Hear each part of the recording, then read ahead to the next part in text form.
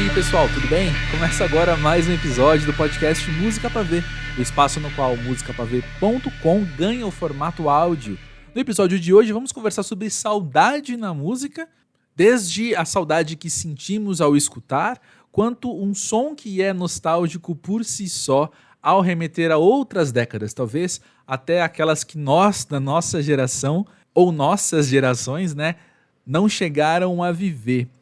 E para conversar sobre esse tema, você vai ouvir ao longo dos próximos minutos sobre 5 discos diferentes, todos de gente que já tem boas passagens pelo site Música Pra Ver, seja em entrevistas, seja em dicas de outros lançamentos. E é muito bom ouvir da boca dos próprios músicos, então, sobre esses seus trabalhos. E alguns deles, eu vou deixar aqui meu palpite, serão relembrados daqui a alguns meses como destaques deste ano. Mas não precisamos viajar no tempo para o futuro agora, afinal o assunto hoje é saudade. Vamos começar com Bruno Capinã, um nome que surgiu recentemente aqui no Música Pra Ver, mas ele causou aqui nos bastidores do site podcast uma verdadeira comoção. E muitos de nós estamos, assim, super fãs de Tara Hara, seu mais recente disco. Bruno é baiano, mora no Canadá e vai contar agora um pouco mais sobre o seu trabalho. Bruno, que bom poder falar contigo diretamente aí do Canadá. E eu fico pensando, então, que você, com essa distância do Brasil que você tá, a música deve ser um conectivo muito grande seu com a sua terra. E claro que a música também evoca saudade. Então, quero te perguntar, para começar nossa conversa, quais músicas mais te dão saudade do Brasil? Nossa, que pergunta difícil. Realmente eu tenho muita saudade do Brasil. Eu acho que a música é o que me conecta, assim. Talvez seja a coisa que me conecta mais com o Brasil. O que eu tenho mais saudade de estar acompanhando o que está acontecendo musicalmente, assim, instantaneamente, sabe? Mas se eu puder, tipo, dizer alguma canção que me dá saudade do Brasil, eu diria João Gilberto, Retrato em Branco e Preto, ele ao vivo em Montreux. Tem um disco dele, e essa música talvez seja a música que mais baixa, assim, a saudade, Sim, sabe? sim. Se eu puder falar mais alguma música, acho que provavelmente todas da Bethânia, quando eu escuto Bethânia, porque remete muito à minha mãe. Quando eu era garoto, eu escutava muito Bethânia. Essencialmente isso. Talvez as coisas da Bahia também, Dorival Caymmi, né?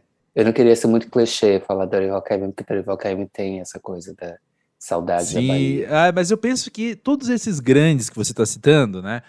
Dorival, João Gilberto, Bethânia, junto de outros gigantes, né, de suas gerações, eu penso que são quase inevitáveis para quem nasceu e cresceu no Brasil, né? Nós, querendo ou não, nascemos e crescemos ouvindo, onde estivéssemos, assim, estaria tocando algum desses, né? E acho que então tem uma relação afetiva muito grande que a gente estabelece com esses nomes, né?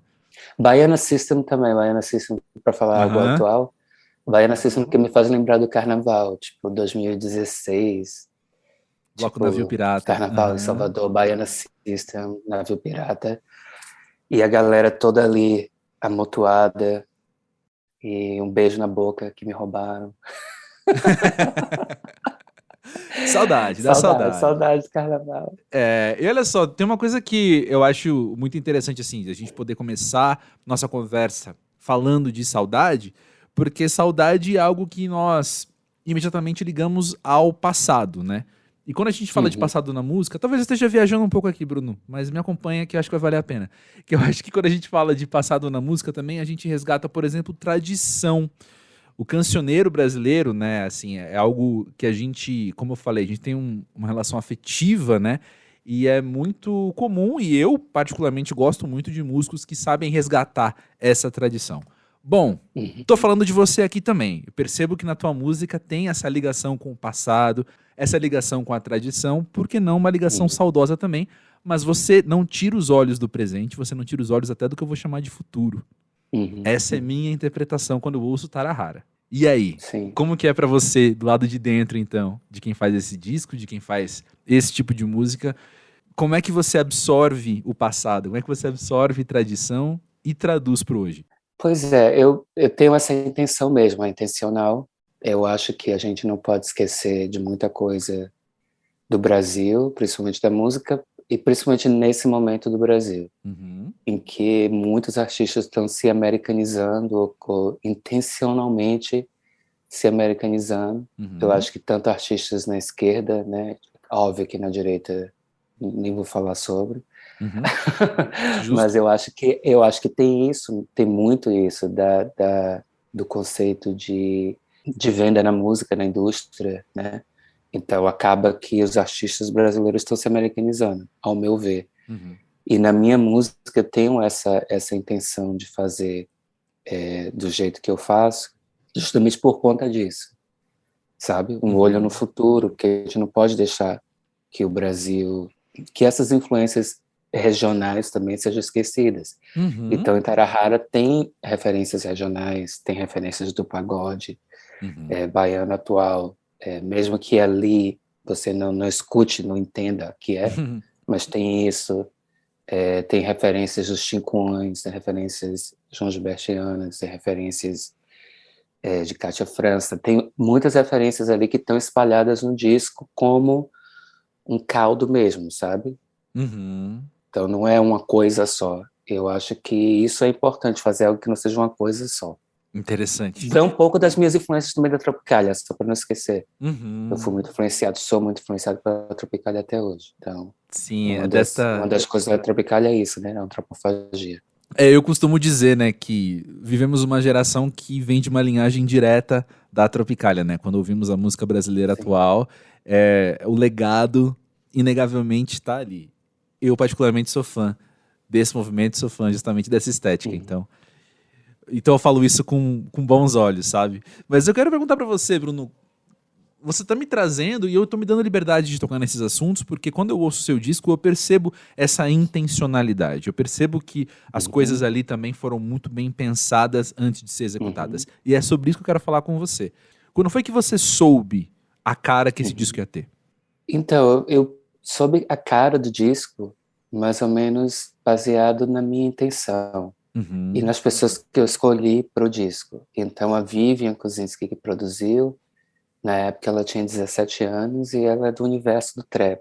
uhum, Então, é de um universo muito paralelo às coisas que eu gosto também, mas que eu não estou inserido ali completamente, mas que é isso, passa pela minha influência também, pela minha intenção. uhum, Marcelo Costa, que é uma música que tem 60 e tantos anos, que já é de uma outra geração, que tocou nos discos do Caetano, da Bethânia, desde os anos 70, então ela é de uma outra geração. E o Benji é da minha geração, e eu precisava desse violão também, eu não queria guitarra, no disco eu queria só violão de nylon.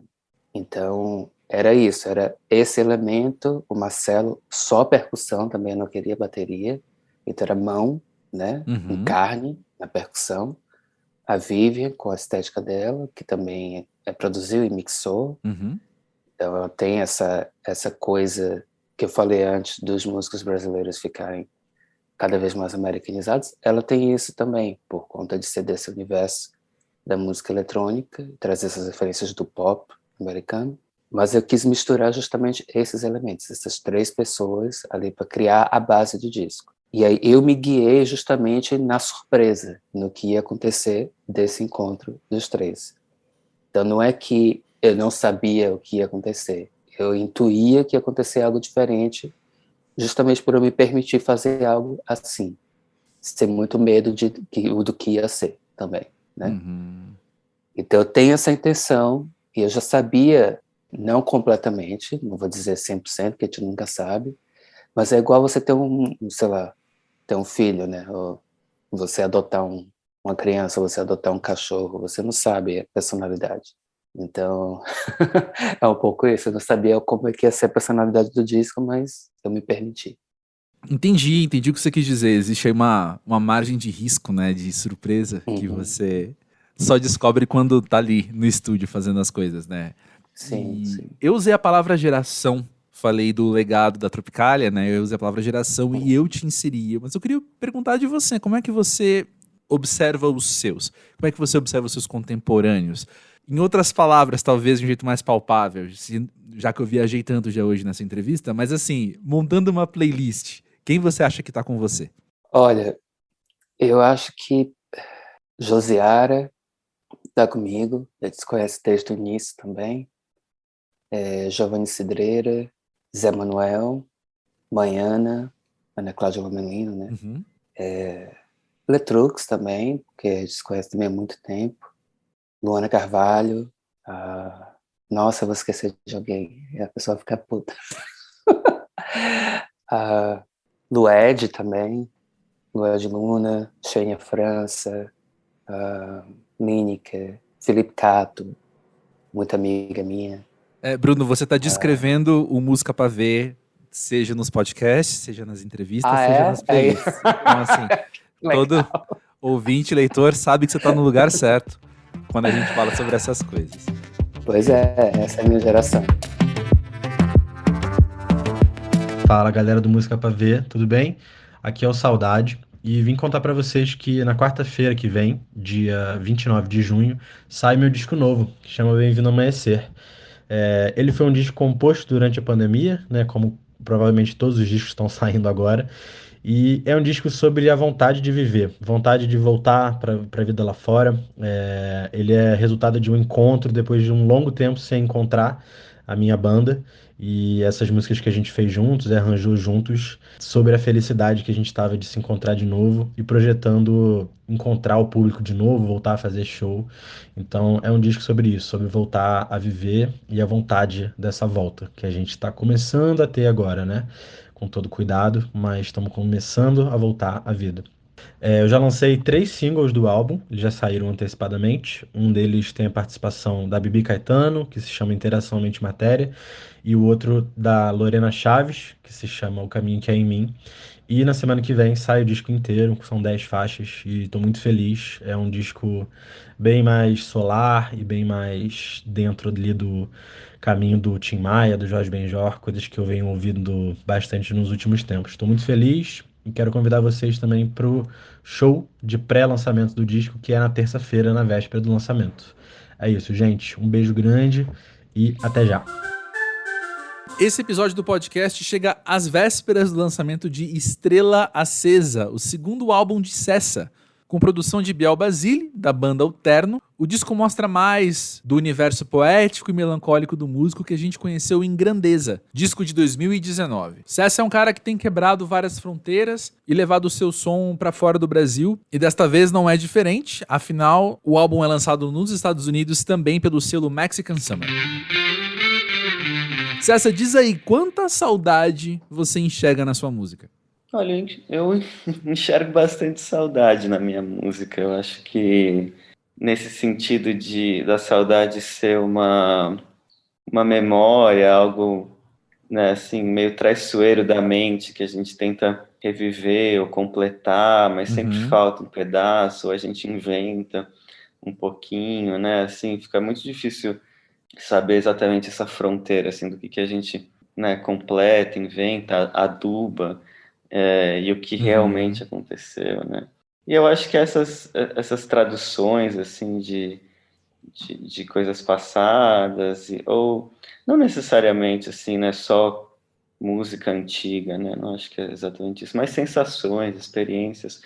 Mas eu acho que é parte do meu processo pegar um momento de encontro, assim, com música que realmente mudou minha vida, abriu 1000 portas na minha vida, assim, e tentar remontar essa sensação. Não de um lugar de copiar ou de tentar fazer uma referência muito direta às coisas, mas justo interessado nesse caminho, assim, de qual que é essa sensação de beleza em música, o que me atraiu nisso, que me fez querer viver uma vida nisso, assim, né? E tem muito a ver com encontrar discos, canções, algum jeito de tocar o violão, descobrir alguma sonoridade que reverbera em mim, assim, alguma coisa sobre a vida, assim, que, sabe, não se limita a só uma canção, essa coisa 1+1 dá 3 e não 2.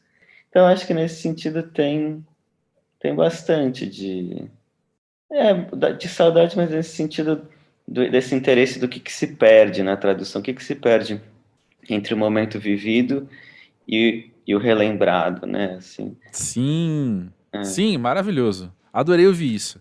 Eu acho muito interessante, né, como a nossa geração tem um diálogo muito constante ou muito intencional com a linhagem musical na qual a gente está inserido, né? E isso às vezes se traduz quase como uma saudade de um tempo que a gente não viveu. Por exemplo, saudade dos discos feitos na década de 70. É assim, você enxerga algo parecido sim. com isso? Eu acho que eu reconheço isso no nosso tempo. Acho que é um recurso criativo de expressão se debruçar assim, né, em muita beleza humana, né, que foi criada em música. E talvez isso tenha a ver um pouco com sei lá, assim, essas doses cavalares de realidade nas Uhum. notícias que a gente também vive hoje em dia, né? E talvez esse lugar, né, um pouco mais ou muito mais bonito, né, do que as pessoas são capazes de fazer, que existe na expressão musical, que existe na discografia dos artistas, né, enquanto uma expressão coletiva mesmo, assim, de um povo, de um grupo, né? Acho que a gente tem isso. Então, talvez tenha um aspecto assim, né, de tipo, caralho, em não sei quantas guerras ou racismo nesse país, mas, mas ao mesmo tempo, eu acho que esse saudosismo, para mim, não existe de uma maneira assim, nossa, eu queria ter vivido nos anos 70, assim. Eu gosto de viver hoje, de fazer música hoje, eu acho que é mais democrático, é mais, né, assim, Uhum. eu faço os meus discos, eu gravo os meus discos. Então, de algum jeito, eu gosto desse tempo. É quando eu fui dado o presente da vida, né? Então, é agora. Sim. Então eu tô vivendo agora. E por falar nesse agora, depois de já termos coberto então a saudade na sua música, eu quero te perguntar, o que você vê de mais contemporâneo no seu trabalho?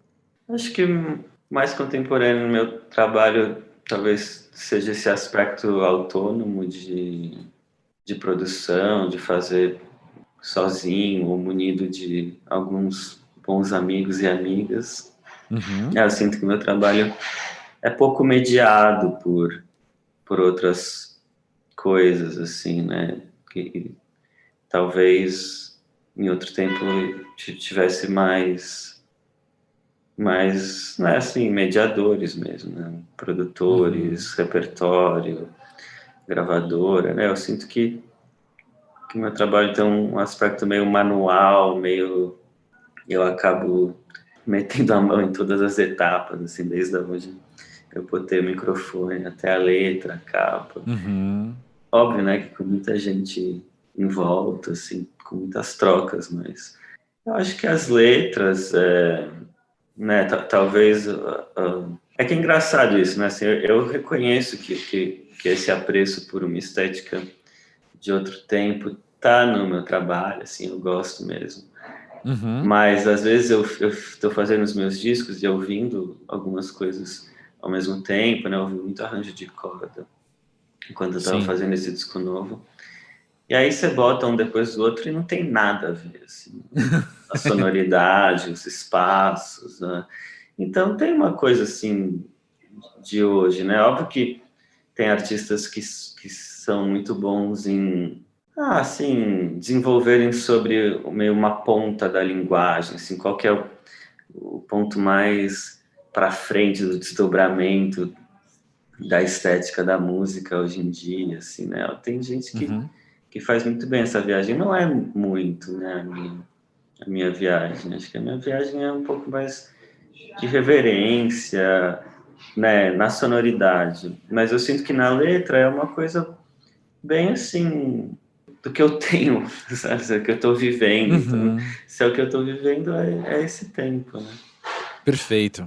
Como é que foi fazer, então, o Estrela Acesa em relação a como foi fazer o Grandeza, né, o seu primeiro álbum? Eu pergunto isso não só porque ele foi feito durante uma época aí em que aconteceu muita coisa no mundo, muitas notícias tristes, como você mencionou, mas também porque você estava já com a experiência, enfim, de ter um primeiro álbum solo nas costas, né? Eu imagino que isso te dê novos olhares, novas propriedades sobre a sua realização, né? Sim. Cara, foram processos bem diferentes em alguns lugares. O Grandeza foi um disco que eu fiz quando eu era um músico que trabalhava, assim, com outras bandas, né? Esse foi meu primeiro trabalho solo, né? Então eu fiz ele muito nessas brechas de turnês, de trabalhos que eu fazia como músico. Então ele era uma coisa meio, sabe assim, picadinha, assim. Eu tinha 2 músicas, tinha umas semanas livres, entrava no estúdio, assim, que dava, às vezes era a casa de alguém que tinha um lugar que dava para gravar, ou um estúdio massa, depois que fechar, sabe assim, foi muito roubando esses tempos, assim, sabe? Tipo, me senti um pouco um assaltante de museu, assim, sabe? Depois que o museu fecha, você entra no, no lugar, assim. Então ele foram várias sessões, né? E aí, depois que eu tinha sentia que eu tinha uma história, eu fui montando tipo um filme mesmo, assim, né? Eu acho que isso toca na questão da saudade, dessas más tradições, né? Acho que a gente às vezes tem pela tecnologia do tempo de hoje, permitir a gente fazer gravações muito fiéis, né? Assim, muita resolução.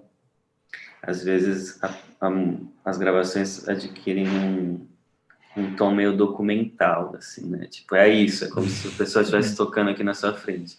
E eu estou mais interessado justo nessa coisa, assim, mais da história, como uma música se conecta com a outra, enquanto cenas, enquanto personagens, uma coisa mais de filme mesmo, assim, né? Então, foi muito esse processo. Eu acho que a coisa da narrativa está super também no Estrela Acesa, mas foi um disco que eu fiz mais numa só, assim.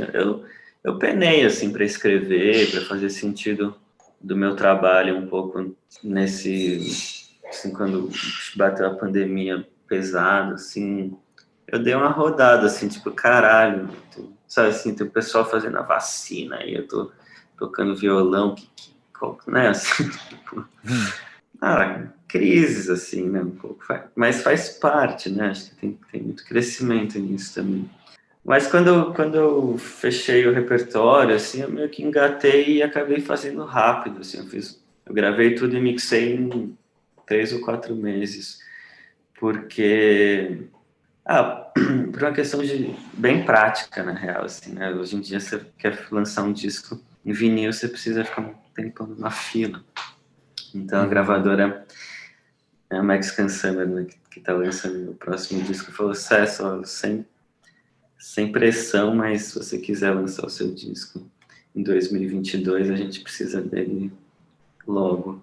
Então, eu também, foi bom, porque eu também não consegui dar muita trela para ter crise de segundo disco, assim, eu meio que fui matando, né, e aí o disco foi uma sessão de uns 10 dias, 2 semanas, na Ilhabela, onde o Bielzinho tá morando, né? O Bielzinho que co-produziu o disco comigo, junto com o Marcelo Cabral, que é o baixista, a gente gravou todas as bases e as minhas vozes nos 6 canais que estavam funcionando do meu gravador de 8 canais.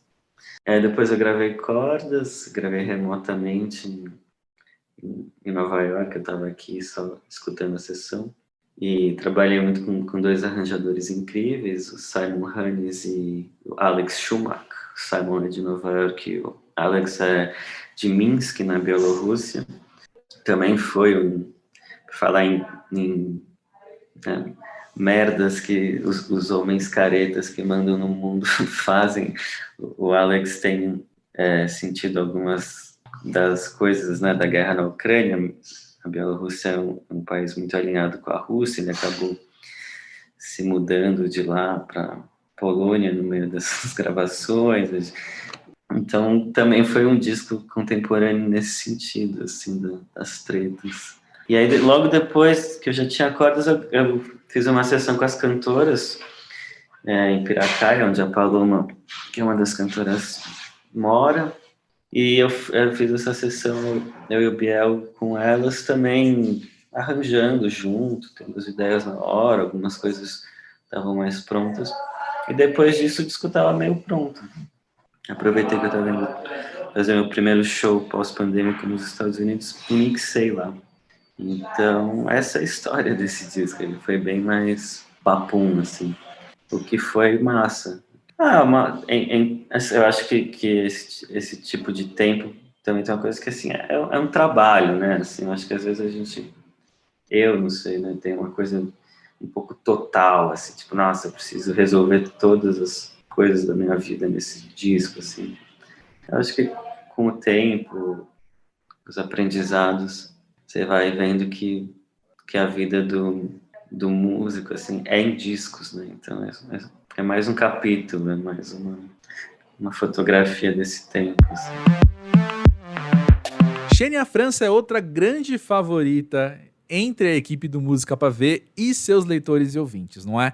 E 5 anos após o seu primeiro álbum, chamado Xenia, ela lança Em Nome da Estrela, um trabalho com várias novas nuances para aquele som tão bonito que ela já apresentou. Conversar com ela é sempre um prazer e tenho certeza que o que ela vai contar aqui nos próximos minutos vão adicionar muito à sua experiência com esse álbum. Xenia, olha só, 5 anos separam seu primeiro disco, também chamado Xenia, e Em Nome da Estrela. Vamos começar conversando sobre essa jornada entre os dois álbuns. Como é que foi esse tempo para você? Uma jornada estelar. Literalmente. É curioso porque o meu disco ele vai finalizando ali com Nave, né? Dizendo, ó, minha mãe, perdoa se eu te deixar, que esse planeta é gente demais. Eu não sabia direito o que tava, entendeu? Mas a gente sabe sem saber, né? É meio nosso campo energético tá sempre captando as coisas, né? E eu sinto voltando para um lugar, assim. Até o clipe é meio profético, de uma certa forma, porque no clipe de Nave, a minha personagem, que é a Shaniqua, ela chega num planeta que acabou supostamente e ela chega ali para entender o que foi que rolou.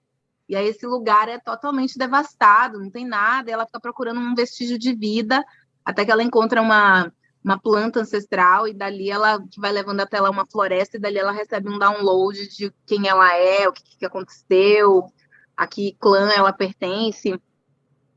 E acho que eu me sinto meio assim mesmo, tendo ido fazer uma viagem, mas uma viagem para dentro, em vez de fazer uma viagem para fora, fazer uma viagem para dentro. E daí vieram todas as noções, assim, a narrativa, né, que foi criada para Em Nome da Estrela, que pauta tecnologias, sabedorias ancestrais, conhecimento, autoconhecimento, ciência, abstração, imaginação, adaptação, tudo isso tem em Nome da Estrela. Sim. O que você acha que a Xenia do segundo álbum, do Em Nome da Estrela, sabe hoje sobre a sua música que a Xenia do primeiro disco não sabia? Olha, eu acho que o meu trabalho, de modo geral, é um trabalho de livre experimentação, desde o primeiro. Mesmo que no primeiro disco eu tivesse ali com uma certa ingenuidade, com um desejo de me colocar no mundo, um desejo de expressão, onde essa expressão, no caso que a minha música me desse me ajudasse a criar um espaço para mim, um espaço que não existia, né, até então. Mesmo assim, o processo de musicalidade é uma outra coisa, que continua, que permanece. Minha música, ela não tem... As pessoas ficam querendo saber, me perguntam com frequência qual é o meu estilo musical e tal. De mim, vocês nunca vão ter essa resposta. Porque o meu trabalho está muito dedicado a ser o que a música quer ser. Quando eu convido um músico, por exemplo, para gravar comigo, nunca tem uma partitura, não sei, arranjos mesmo, né? Arranjos de corda, arranjos de sopro, coisas que precisam realmente estar dentro do formato da música.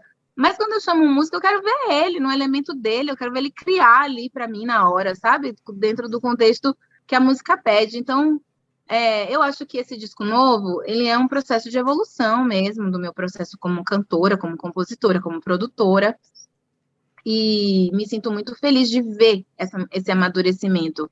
Eu não trabalho com as demandas externas sobre ficar produzindo o tempo todo, lançando 1000 singles ou fazendo um disco por ano, porque eu acho que música, para mim, pelo menos, preciso viver, preciso ver as coisas, preciso ler livros, preciso ter conversas longas, preciso ficar bastante em silêncio, preciso ir à natureza, sabe? Preciso viajar, e aí tá o empecilho, porque a gente ficou, no processo de 5 anos, a gente teve 2 anos de gap, praticamente. Eu não fui a lugar nenhum, com raríssimas exceções, porque pequenas viagens curtas, não fui a lugar nenhum, e ter que contar só com o poder da minha imaginação, que é um dos maiores dons humanos. Você pode estar em qualquer lugar de olhos fechados, né?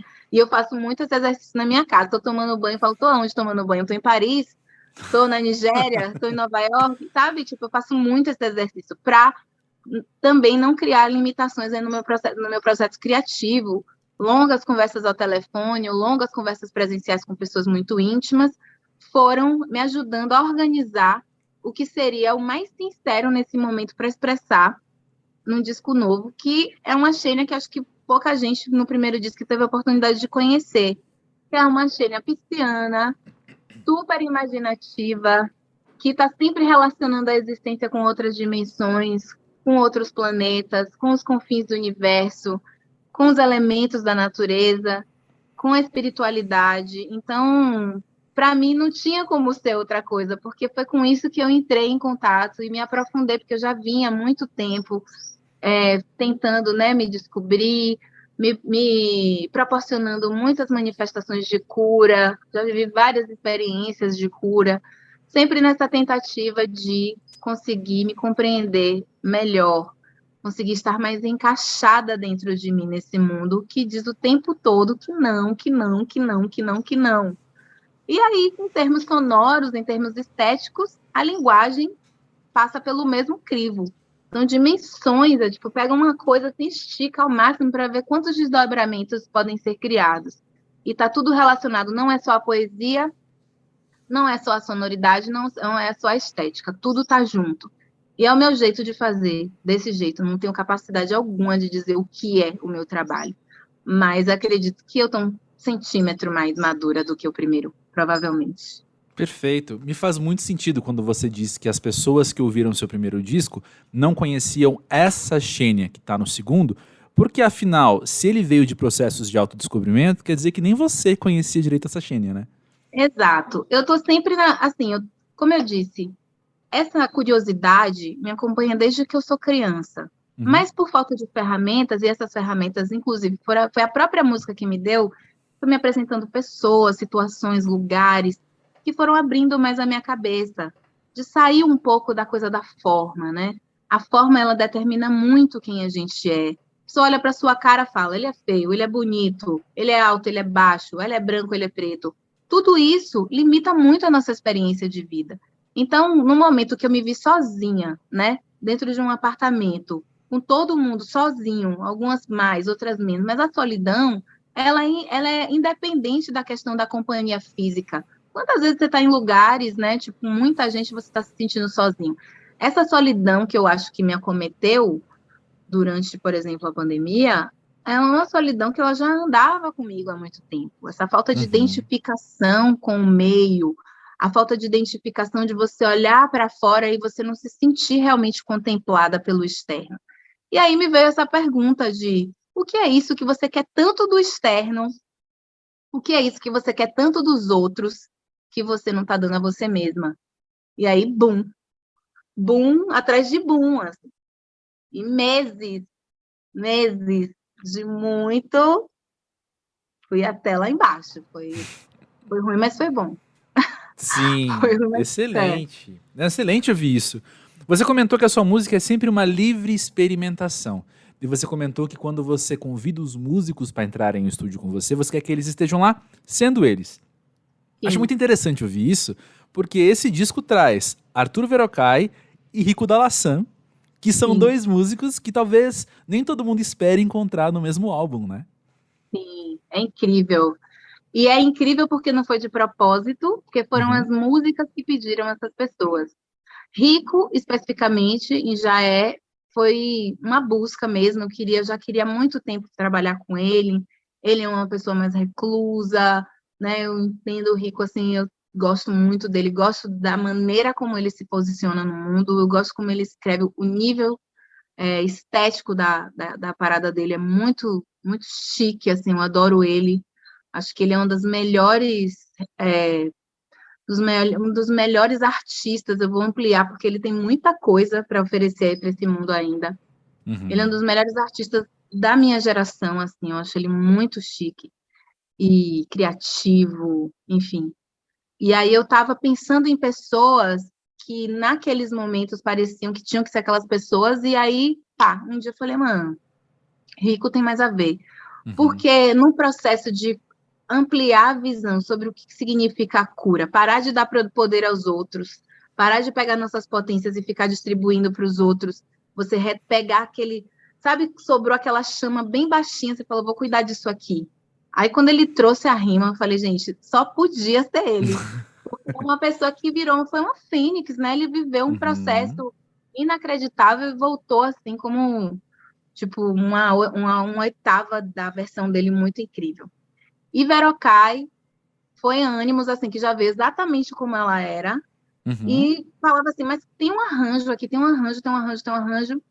E aí, a meditação, que também, se você reparar no disco, tem muitos finais longos, coisas, mantras, meditações e tal, que a meditação realmente foi uma ferramenta tecnológica que me ajudou muito nesse processo, e eu quis trazer tudo, ou basicamente quase tudo, que me ajudou nesse processo, não só a criar o disco, mas que me ajudou a eu continuar querendo, né, fazer música, continuar querendo me melhorar como pessoa e como artista.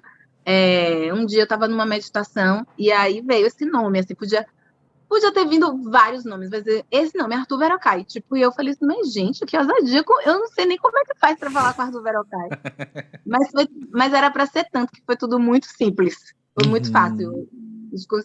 Por trabalhar comigo, conseguiu o contato dele, mandou um e-mail, pediu a música, ouviu a música, mandou um e-mail fofo, assim, muito simples. Eu acho que cabe um arranjo meu nessa canção. Aí eu recebi, assim, Deus pegou e falou, parabéns. Mas excelente. É isso, assim, eu acho que de diferentes formas, como você falou sobre a livre experimentação, eu acho que, por exemplo, tem muito espaço no meu trabalho para o virtuosismo de todas as pessoas que trabalham comigo. E tanto o Rico quanto o Verocai, Arthur Verocai, que são dois virtuosos, assim como os músicos que tocam comigo, assim como os músicos que não tocam, mas gravaram, que é poder ver aquelas pessoas aceitar, tem essa receptividade no meu trabalho, que é aceitar aquela linguagem dentro da minha linguagem, e pegar e misturar tudo isso e transformar numa coisa totalmente nova. É uma das coisas que me dá o maior prazer de fazer. Criar, deixar... A música quer o quê? Muitas vezes a gente se fazia essa pergunta no estúdio. Eu, Pipo Pegoraro e Lourenço Rebetes, que são os dois produtores do disco junto comigo, a gente parava e perguntava, o que a música quer? Às vezes a música queria uma coisa que não tinha nada a ver, e a gente editava, lapidava. Mas respeitar a música, deixar a música ser o que ela quer ser. Não vir com vícios. Eu geralmente não trabalho com esses conceitos de algoritmos, o que dá certo, o que está funcionando. Isso para mim não faz o menor sentido. Eu sou uma cantora, eu sou uma artista, não tenho nada contra ser que a indústria é e sempre será o que ela precisa ser. Mas eu acho que eu não preciso nem me moldar a clichês, nem me moldar a formas, rótulos, principalmente fazer a minha música de uma forma rotulada, porque eu já era uma improbabilidade. E aí, no improvável, me colocar num negócio dentro de uma coisa provável, eu ia estar indo contra a minha natureza, entendeu? Então, tá tudo certo. Bom demais. E olha só, à luz do tema desse episódio, então, que é saudade, quando eu vou ouvir o seu disco, vou te trazer uma interpretação minha, você fica à vontade para concordar ou discordar, né, Xenia? Obviamente. Mas assim, à luz, então, desse tema da saudade, me parece que o seu primeiro álbum era mais saudosista que esse. Esse, ele é aquele tipo de contemporâneo que é quase futurista, ao meu ver, sabe? Olha, eu acho que pela própria experiência que eu tive anterior ao meu primeiro trabalho, que foi um trabalho que estava muito enraizado, a questão de matriz africana, as próprias discussões que estavam ali cruciais no momento que eu decidi fazer um disco, tinha assim, uma eclosão de discussões, de problematizações. Eu não estava tão conectada com aquilo de uma forma assim prática, eu não estava participando de nenhum movimento, mas sou uma pessoa do meu tempo que estou vendo, ouvindo e, né, sentindo tudo, e existe realmente o Wi-Fi da natureza que nos afeta, e acabei fazendo um disco, meu primeiro disco, crucialmente naquele momento, e ele fez sentido. Para Que Me Chamas é uma música que não tem repetição, fora o refrão, e as pessoas cantam. Acabei de estrear meu show aqui em Salvador, eu estou em Camaçari agora, na casa da minha mãe. Acabei de estrear meu show no emblemático Teatro Castro Alves, um teatro que eu não tinha nem entrado nunca na minha vida, um teatro enorme, 1.500 lugares, a gente esgotou o Teatro Castro Alves. Na hora que tocou Pra Que Me Chama, as pessoas, eu não canto a música, as pessoas cantam a música de cima a baixo, assim, para mim isso, até hoje, a música já tem 5 anos, e eu fico realmente, assim, impressionada com a força que essa música tem, alguma energia. Fora a música é incrível, tudo maravilhoso, bem arranjada, bem produzida, tudo, mas a música em si, ela tem um poder, que ela apareceu na hora onde todo mundo estava fazendo perguntas, questionamentos cruciais, e tem a própria força de Exu, com certeza, nunca vou deslegitimar ele dessa forma, mas muita gente me fala assim, parece que você fala as coisas que a gente está sentindo, tudo que a gente precisa escutar, porque eu sou de peixes, e eu acho que uma característica do pisciano é conseguir ter empatia, mesmo que eu não esteja falando muito com as pessoas, ou muito conectada a tudo que está acontecendo, nem tenho um HD suficiente para estar conectada a todos os assuntos que estão acontecendo, mas eu sou uma pessoa sensível, e estou rodeada de pessoas sensíveis, que também me ajudam a traduzir muitos sentimentos. Então, eu acho que a diferença, até voltando na sua primeira pergunta, em termos poéticos, a diferença do primeiro para o segundo é um relaxamento a respeito de eu sinto, e muitas vezes eu sinto muito, sabe? Eu sinto muito nas duas formas de pensar sobre isso, né? Eu sinto muito e eu sinto muito. E ser honesta comigo nesse sentido e poder expor, eu acabei de dar uma entrevista para a Carta Capital também, e o jornalista estava me perguntando sobre Renascer. Para mim, eu sou muito apaixonada por essa canção, que é a canção que abre meu disco, é a canção que eu trouxe como single, da honestidade eu senti muita dúvida, assim, eu fiquei muito insegura de pegar e mostrar e fazer disso uma música, porque antes era só um poema, e falar, pô, eu vou mostrar para as pessoas isso aqui. Mas foi tão honesto, foi tão sincero dizer exatamente como eu consegui colocar num poema, exatamente como eu estava me sentindo, como eu sempre me senti, me dar aquilo, responder a pergunta que eu me fiz lá atrás, de que é isso que você quer dos outros, e você não está dando a si mesma. Então, para mim, é importante poder observar em termos energéticos, em termos sensoriais, que existe esse grande teatro, né, social acontecendo tanto para o mal quanto para o bem, mas quem é você no meio? Qual é o seu papel? Qual é o seu personagem nesse teatro, né? E conseguir ter consciência do seu papel, do seu personagem no meio desse teatro, foi uma coisa que fez muito sentido para mim. Eu quero trabalhar para isso, não quero me perder nessa grande ilusão. Então, não sei se eu respondi sua pergunta, mas o processo todo, ele não tem uma resposta pronta, né? São muitas camadas, inclusive, tipo, o disco como um todo, eu sempre vejo ele como aqueles brinquedos que você pega assim, quando você abre, ele tem várias formas, assim, ele se abre em muitas formas de papel. Porque, de fato, a vida é assim, pelo menos é assim que eu vejo a vida. A vida não tem uma resposta pronta. Tudo tem vários lados, né? Tudo, várias visões. Óbvio que há de se posicionar em tudo na vida, né? E tal. Ter um lado é muito importante, principalmente nos tempos de hoje. Mas, em termos artísticos, para mim é muito forte essa coisa de o virtuosismo, né, que aparece no meu trabalho, o virtuosismo que aparece tanto musicalmente como esteticamente, ele é talvez uma expressão de um desejo meu pessoal, enquanto pessoa, de trabalhar um virtuosismo dentro de mim, e quando eu reparo as pessoas que trabalham comigo, tá todo mundo tentando isso, sabe? Tipo, a gente acaba expressando isso em forma de música. Então, essa tentativa, a gente pode nunca alcançar isso, porque o virtuosismo é uma coisa divinal, né? Mas pelo menos a gente está tentando. E a saudade, que é uma palavra em português que não tem tradução em nenhum idioma, talvez na minha experiência como cantora, nessa experiência agora lançando meu disco novo, nessa tentativa de me descobrir, nessa tentativa de realmente me tornar a pessoa que eu realmente sou, talvez seja uma grande saudade daquilo que eu sei que eu sou, originalmente, sabe?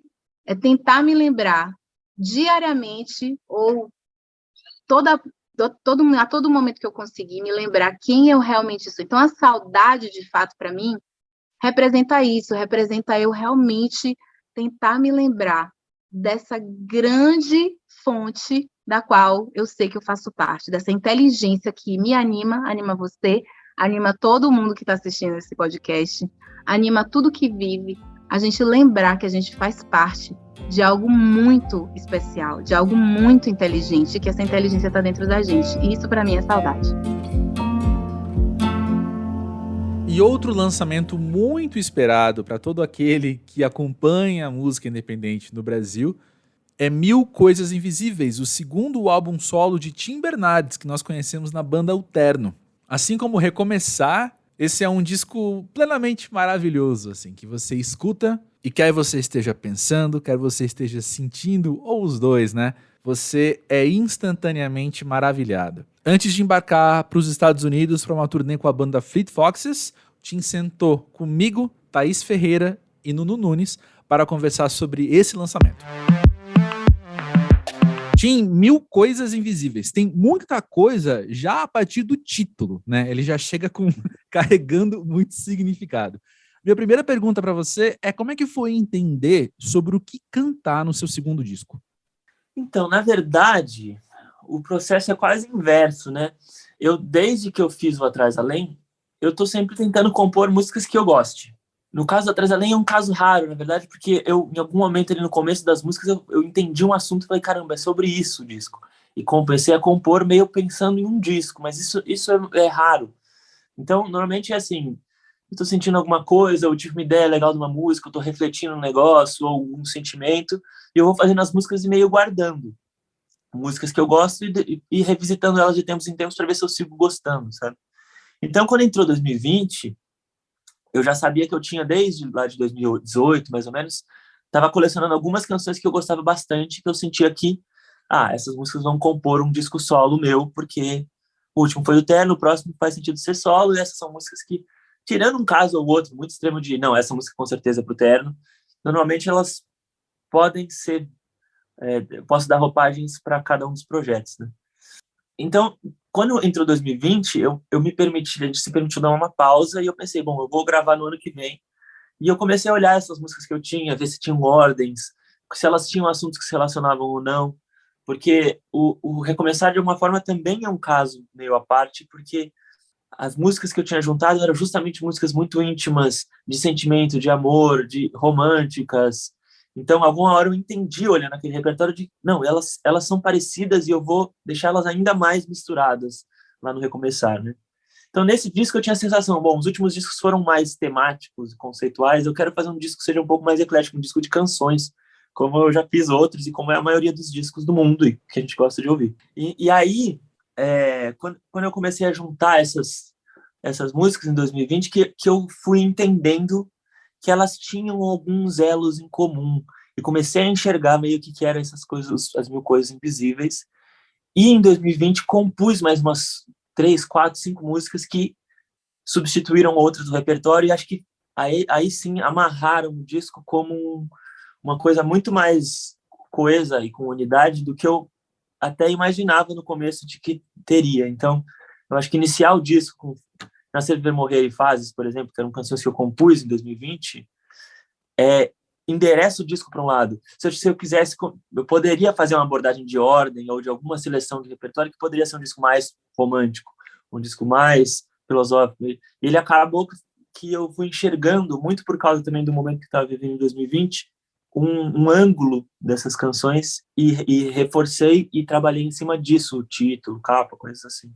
Tim, você citou ali 2020 e esse disco, além de ser solo, ele tem mais um elemento de isolamento que é ele ter sido feito durante a pandemia, né? Onde a gente foi meio que forçado a ficar isolado. Você consegue enxergar nele, agora que ele está pronto, algum elemento pandêmico, alguma forma como essa pandemia mudou o seu jeito de fazer música?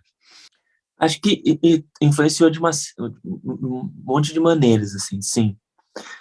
Embora isso, né, talvez a maior parte das canções eu fui compondo até 2020, eu acho que o que aconteceu comigo, que acho que foi catalisado, tô falando do meu mundo interno, né, que é o que acho que reflete no disco, né, fora tudo, mas assim, eu acho que a pandemia, pelo menos para mim, catalisou um processo interno de mudança de perspectiva, de visão, de consciência da realidade e da vida, que se refletiu no momento que eu comecei a trabalhar no disco e que influenciou algumas canções também que eu compus.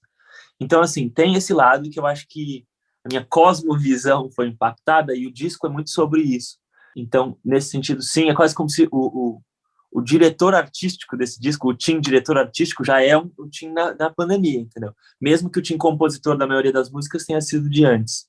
E eu acho que o processo de estúdio foi muito influenciado, porque realmente eu gravei o disco em 2021, isolado, e mais isolado ainda por causa da pandemia. Foi um desafio, foi um disco mais difícil de gravar, porque ele acabou sendo mais longo, mais sozinho, menos válvulas de escape, de perguntar para o amigo, ir tomar uma cerveja, esquecer um pouco o disco. Então, eu acabei mergulhando, mesmo quando eu não queria, eu estava muito mergulhado no disco, assim, em alguns momentos até meio afogado, assim, de tipo, meu Deus, para que lado que eu vou, e desistir ou voltar para trás não é uma opção, assim. Então, foi um disco mais difícil de fazer do que outros que eu já tinha mais pronto na cabeça, ou quando você está compondo com banda e tudo. Mas eu acho que isso também dá alguma magia do disco, assim. Combina, tudo combina. Uhum. Uhum. E quando eu ouço esse disco, talvez também à luz da pandemia, mas ele por si só, quando eu ouço Meus 26, Falta, Realmente Lindo, eu sinto uma punção de vida muito sensível, uma vontade de viver, que ela também é pé no chão. Tem muita música com punção de vida que é só se acabar na pista de dança, por exemplo, mas não, a gente está falando aí de uma vontade de viver várias coisas que compõem a vida. Como é que você se relaciona com isso? Você também citou está lendo bastante sobre Jung na época dessas composições, né? Então, como é que você enxerga essa punção de vida nas suas músicas? Eu acho que é uma coisa que é ainda mais presente nesse disco, mas que eu tenho comigo, assim, né? Essa coisa de ler autores que falam desse tipo de assunto, assim, foi uma coisa que rolou um pouco mais na pandemia e na época que eu estava gravando o disco, até mais do que quando eu compus. Acho que eu tento muito me isolar de influências ou referências muito explícitas na hora de compor, assim. E aí, quando tá pronto as canções, aí eu me torno permeável de novo para começar a fazer as coisas, sabe? Mas eu acho que a pandemia reforça uma coisa que eu até já tinha sentido em outros momentos da minha vida, de um jeito mais forte, que é uma sensação, especialmente ali no começo, de não sei se isso vai acabar, não sabemos se isso vai acabar, não sabemos se a gente vai morrer até, sabe? Voltar a lidar com isso e parando as minhas atividades externas, né, me recolocou no lugar de ser, né, no espaço de ser e não de fazer ou pensar ou ter, coisas assim. E você, literalmente, esse termo é perfeito, você cai na real de, meu Deus, eu existo, as coisas existem, eu estou vivo, e se eu não tivesse vivo... E acho que quando eu tinha 18 anos, em 2010, eu tive um acidente de ônibus que eu podia ter morrido, assim, que morreram 9 pessoas no acidente na estrada. E eu lembro de sair, o impacto foi muito, por mais estranho que sou, positivo. Assim, eu saí falando, nossa, que sorte que eu tô vivo. E a vida, assim, não tem volta, né? Se você...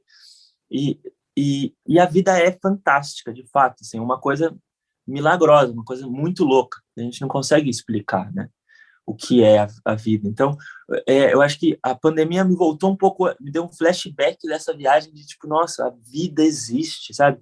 E as coisas existem, e o universo, tudo. Então, eu acho que tem essa coisa são reflexões mais essenciais, assim.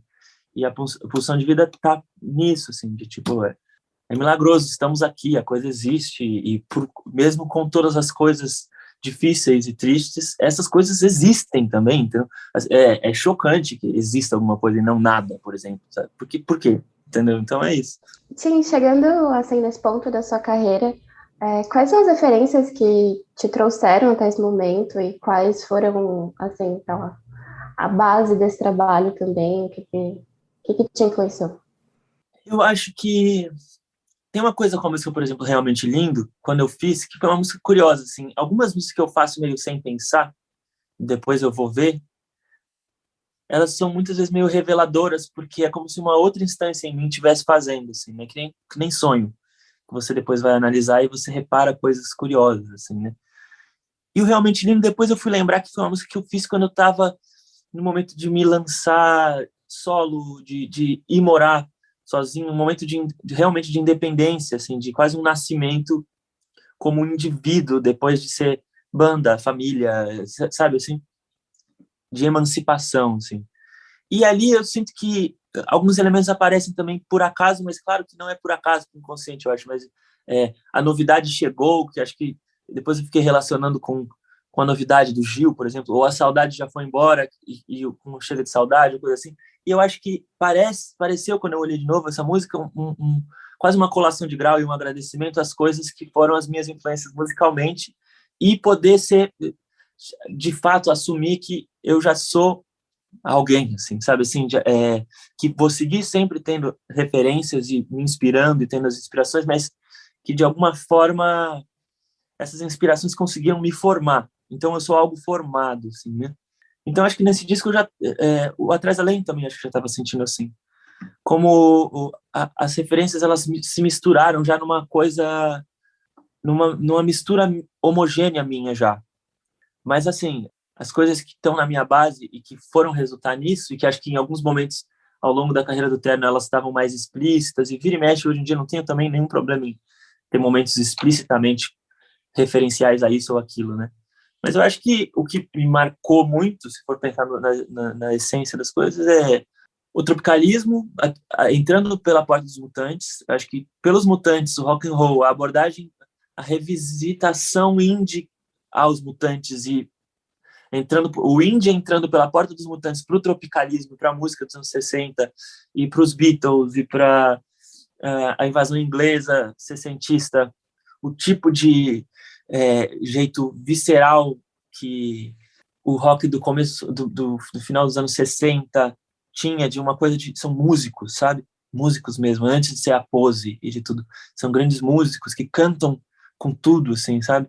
Steve Winwood, Joe Cocker, coisas assim também, sabe? Então, acho que tem uma coisa a essência da música dos anos 60 me impactou como uma coisa ainda viva, mesmo que ela não estivesse mais acontecendo. Então, não como uma coisa retrô, pelo contrário, como uma entidade possível de ser captada e que é completamente contemporânea.